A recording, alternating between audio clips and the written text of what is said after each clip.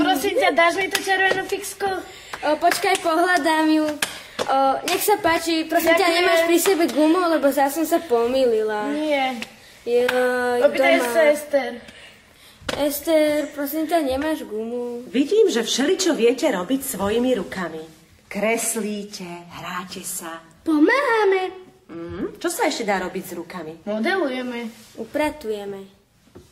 Tlieskame. A pozrite sa teraz do svojej dlane. A na čo? Prečo? Čo sa do nej zmestí?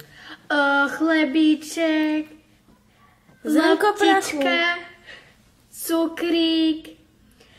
Čo ja viem? Čo sa môže kúsok takého čokolády. zmestiť? A rozmýšľali ste niekedy, aká je Božia ruka? Veľká.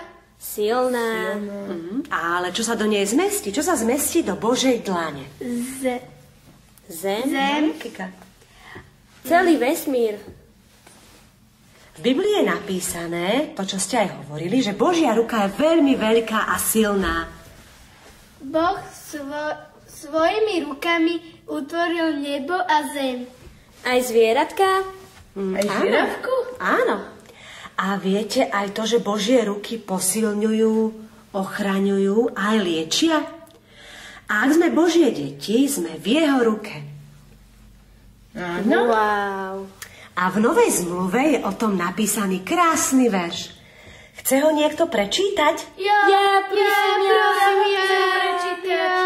Hovorí to Pán Ježiš o nás ako o jeho ovečkách. Tak, Peťka, skús ty. Evangelium Jána, 10. kapitola, 27. a 28. verš. Moje ovce poznajú môj hlas. Ja ich poznám a oni idú za mnou. Dávam im večný život a nikdy nezahynú. A nikto ich z mojej ruky nevytrhne. Wow, to som vôbec nepočula. Je super byť Božím dieťaťom a byť v jeho ruke.